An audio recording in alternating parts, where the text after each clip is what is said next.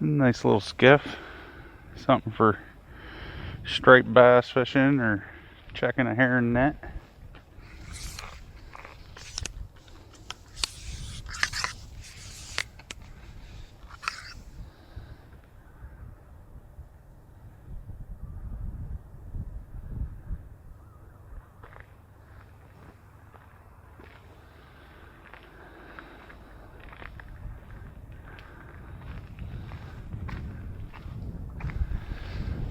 We got a little bit bigger boat down here.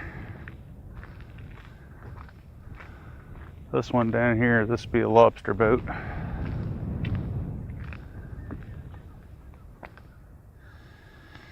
She'd be, I think, 22 feet wide. The hull would be, I think, 39 feet long. It's got probably a 6-foot overhang ramp on the stern of it.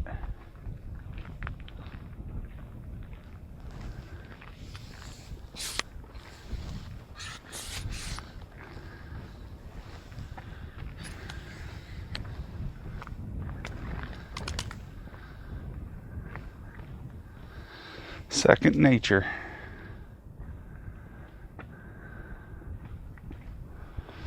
It's a good name for her. Anybody running one of them, it's pretty much second nature to you.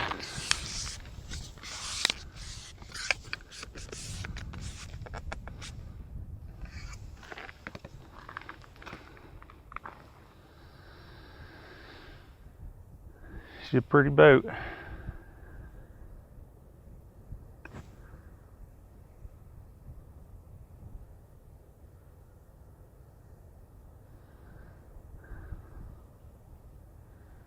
Sometimes pretty isn't the word.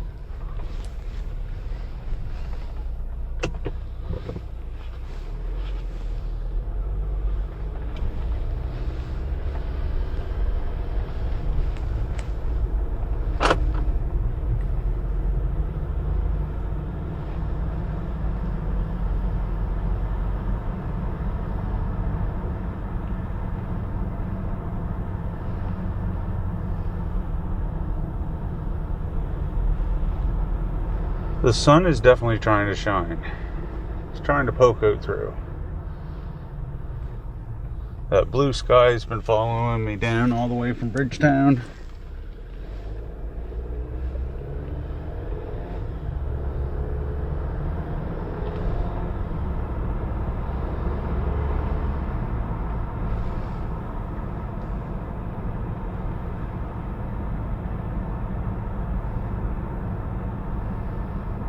Oh, you can see a couple up.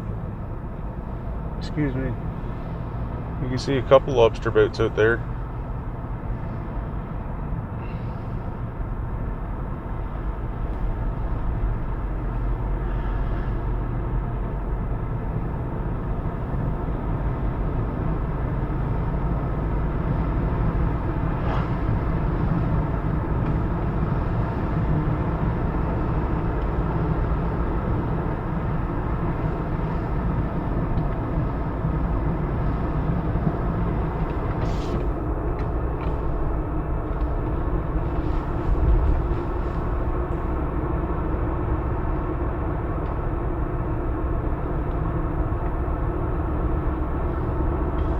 Some crazy clouds off in the distance, though.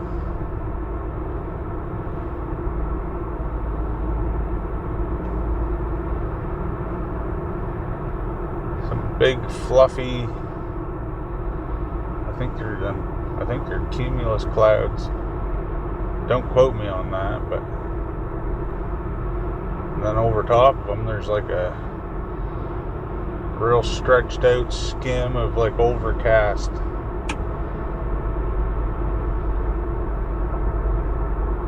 Makes the big fluffy clouds look pretty neat.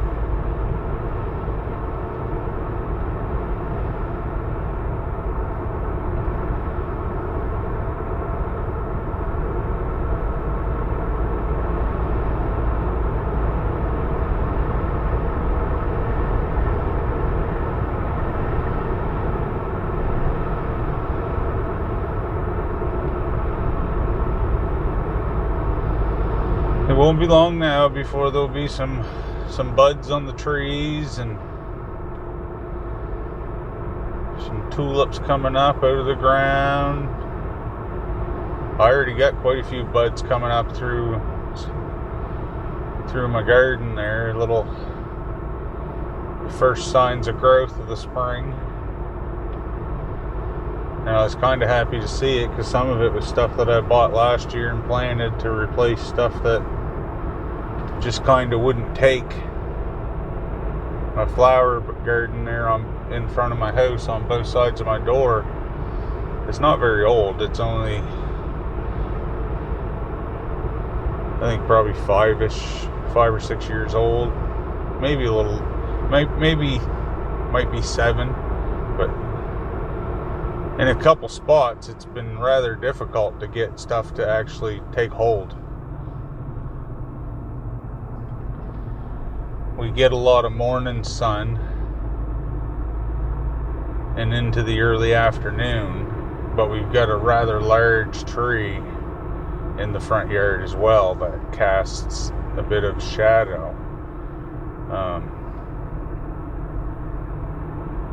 So it was hard to get something to take a hold in all the different spots. And plus it was a learning curve of putting some things that shouldn't have been in spots, not realizing how dramatic the shade was, and even how much the tree had grown up over the past few years, that things that had started and actually came back have stopped coming back, more or less due to the shade that's created because of the tree getting so tall, and it's rather healthy. So, and frankly, I don't want to trim it. I hate to trim it because it looks so nice the way that I light it up at Halloween. If that makes any sense. I hate to trim it back. I know it'll grow again, but yeah, I just hate to trim it back because it's the way I light it up at Halloween looks pretty cool, in my opinion. But it's nice to see most of the stuff's coming back. A couple flowers that aren't coming back, and I don't really think it was any fault of my own or where they were placed, because they were stuff that came back in the past. But I think just with the Cooper not going out to the backyard as much as he had in the past, and we'll just say that he trampled my garden quite a little bit through the winter time. It just seemed to be the path of least resistance because it was up against the house. It comes up into the house, so it was pretty much the spot where there was no snow.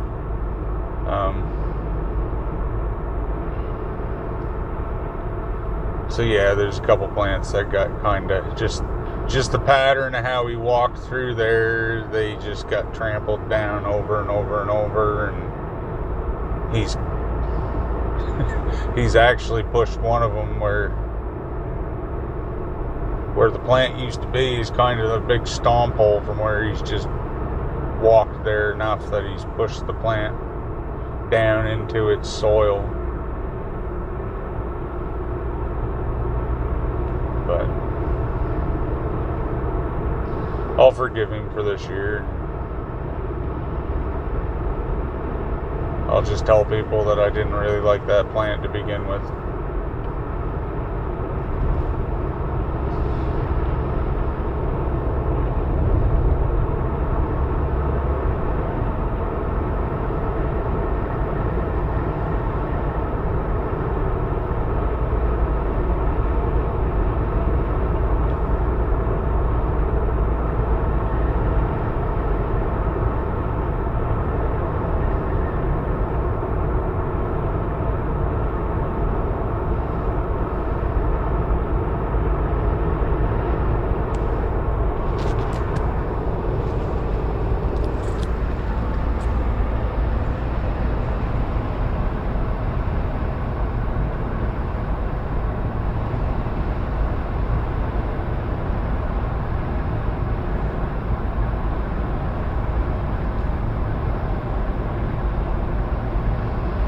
Hopefully in a couple weeks I can take the top off the Jeep. I'm getting excited for that.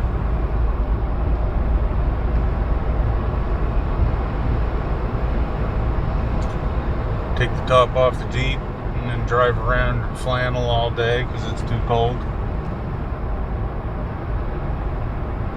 But it's still nice. I can't get over some of the people with Miatas. And I know some of you seen exactly what I'm talking about. It'd be like 10 degrees out, but as long as it's sunny, they got that Miata, that top is down. I couldn't do it. Ain't no way.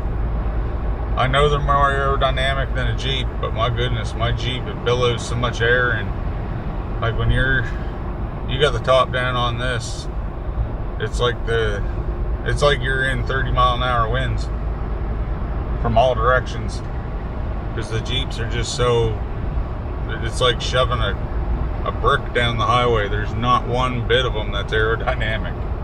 So the wind is just billowing back in on top of you from all different directions. I really don't know how I'm gonna, well, I know how I'm gonna do it. This is why I got a microphone, but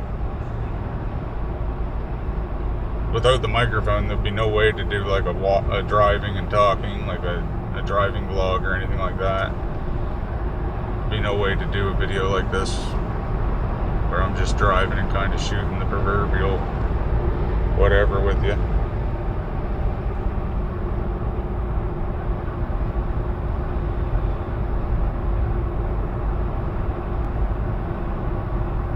But hopefully I can get around it this summer with the microphone and figure out a decent placement so that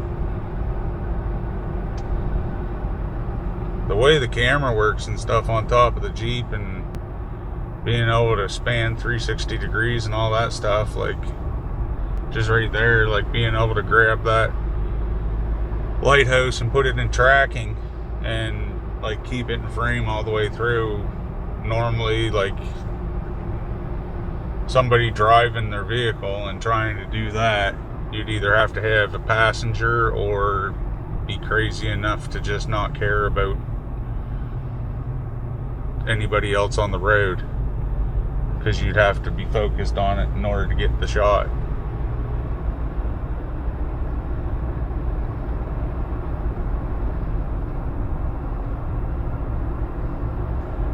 But it was nice doing it in the summertime and getting some of the shots and getting to some of the places that I could get to. It was just a shame that I didn't have the microphone or a better audio situation for last year, because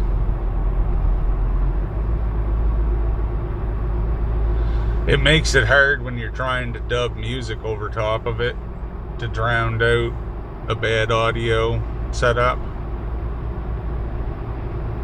Because frankly, at any given moment, the rights for the music can get, like I had videos last year that were A1, had nothing wrong with them. They went through all the screening processes, and then 2 months later, audio like contracts changed, and songs might have moved from one platform to another or got licensed on a different platform or whatever. Next thing you know, your audio has ended up copy struck, and you get a copyright strike because of audio that's been there and was A1, and you actually paid a membership to use, and then for some reason now your membership don't apply. So I had a number of videos from last summer that ended up like that, and that kind of got me. That was the big reason why I just kind of changed from doing that kind of audio where I was overlaying music. And frankly, I'm not processing a lot of this on a laptop. I'm doing it on my phone.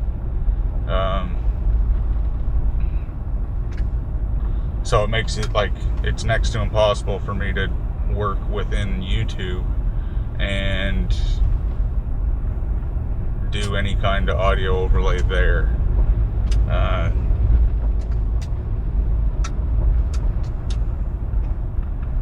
And I kind of like, my preference has always been to just have like an audio, like a driving vlog, where I got comfortable enough to kind of be the like just take you along and narrate my whole adventure. But honestly, at the beginning of it, I just wasn't that comfortable. I wasn't comfortable enough talking.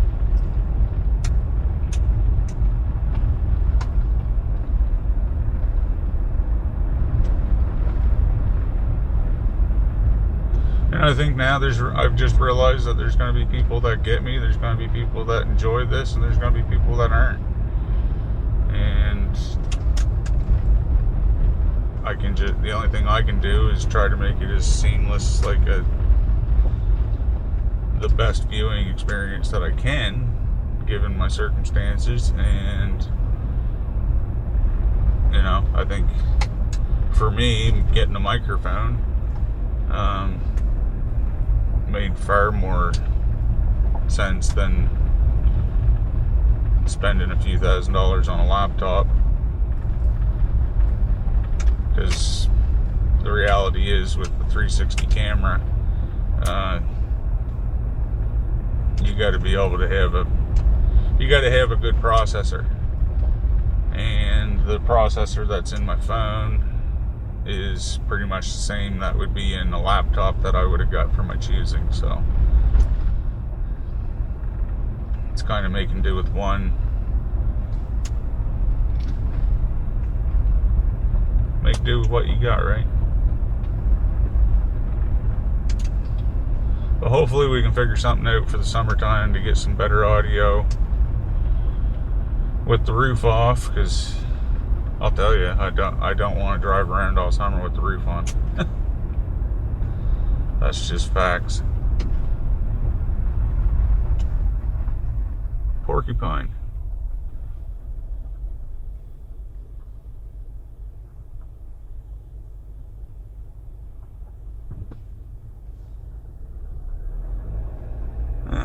He's not happy. I'll take off. And he lifted his head right there. He kind of, his back, the quills on his back all stood up, flared out. He was like, keep on moving. Nothing to see here.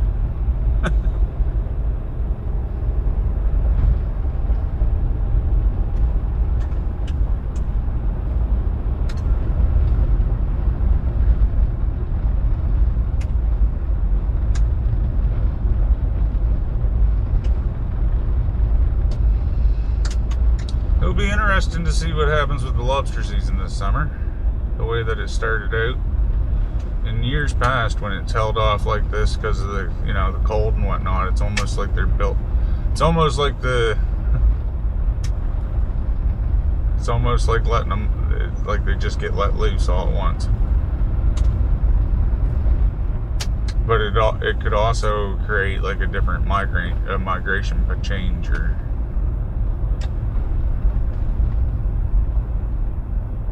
because if you talk to a lot of fishermen, a lot of the lobsters that we're catching around Nova Scotia now are the body of lobsters that used to be down off of Maine and down off of Rochester. And it's through global warming and the changing of the currents and the warming of the currents that they've shifted a bit further north. Back about 20 years ago, they shifted further north, and all of a sudden we went from fishing and catching a couple 100 pounds a week, and by that I mean a couple 100 pounds a week, to depending on which season it was and which time of year it was, you might catch a couple 1,000 pound in a day.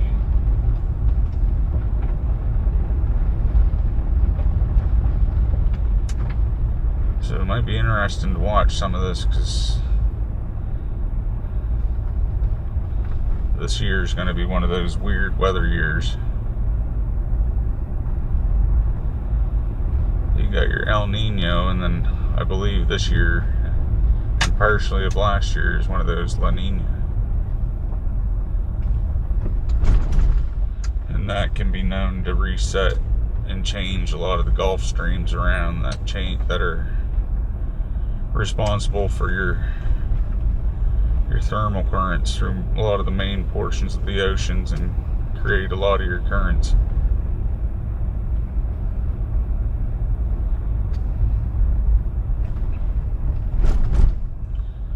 And I know that they've already been picking up a lot more lobster.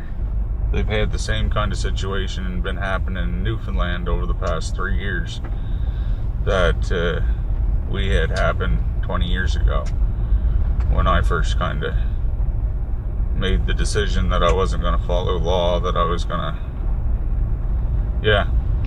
I was set to go down the path of law, and actually worked in a law firm well before I was of legal age to even consume alcohol or even be considered an illegal adult. But yeah, I was working in a law firm doing all that stuff. So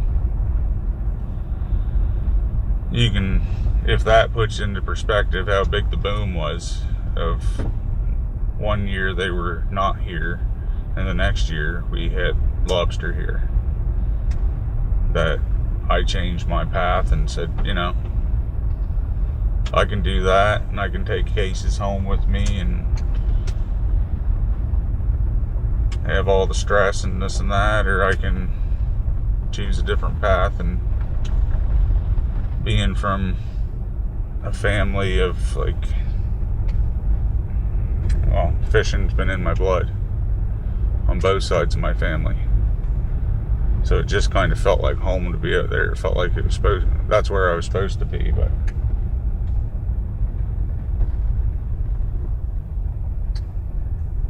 it's it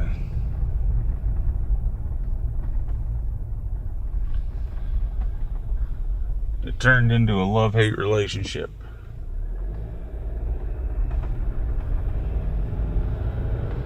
Where I loved it, but my body hated it.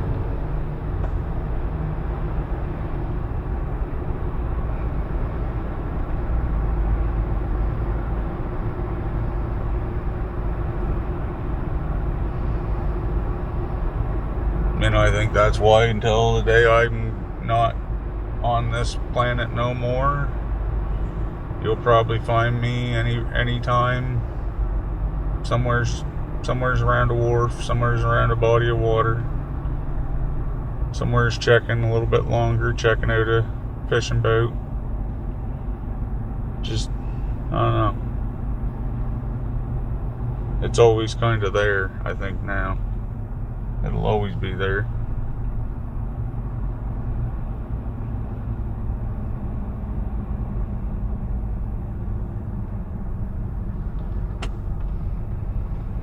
My early morning drives down to the wharf. Sometimes it's just for nothing other than, you miss that drive. And when I say early morning, I don't mean when the sun comes up. I mean that drive at 3 in the morning. When you wake up and you can't get your head back comfortable on the pillow, the night's kind of over for you.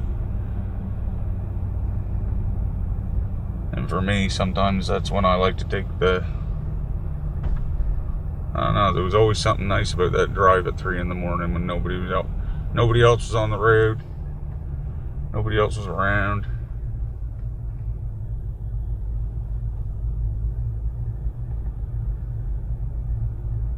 It was just you, peace and quiet, the dark of the night,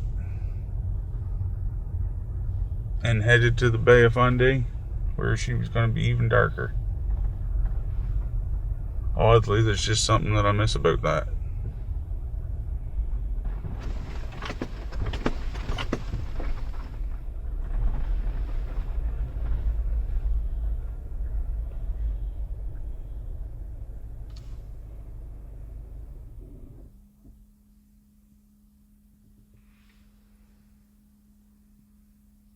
Just every now and then, when I get up when it's a little bit too early, I take a little drive.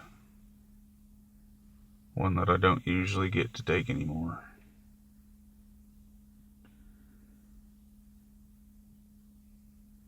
The only thing that I really miss, other than that, and the driving, that I wish I could get out and do again is, I miss the sunrise. I can see the sunset, not much different. Anywhere's on the Fundy coast. That kind of scratches that itch for me. But there's not many places where I can put myself and position myself where I can replicate that, the sunrise from inside the wheelhouse of the boat or on deck. You just can't do it. That 3/4 mile offshore, anywhere from there to mid-bay,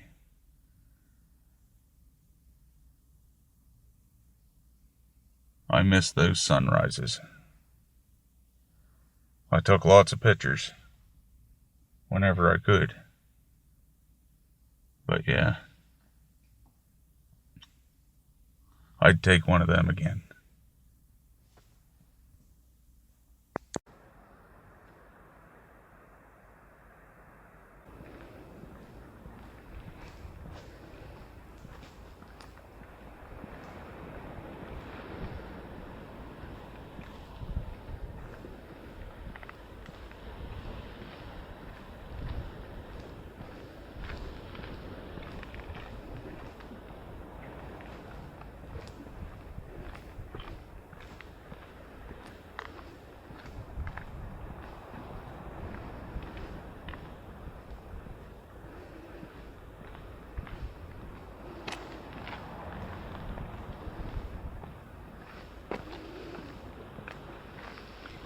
Whew, it's definitely chillier over here.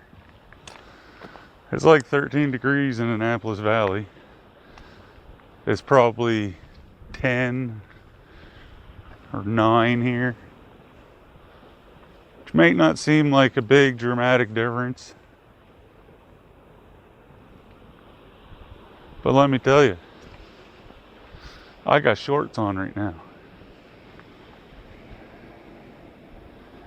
I can feel the difference.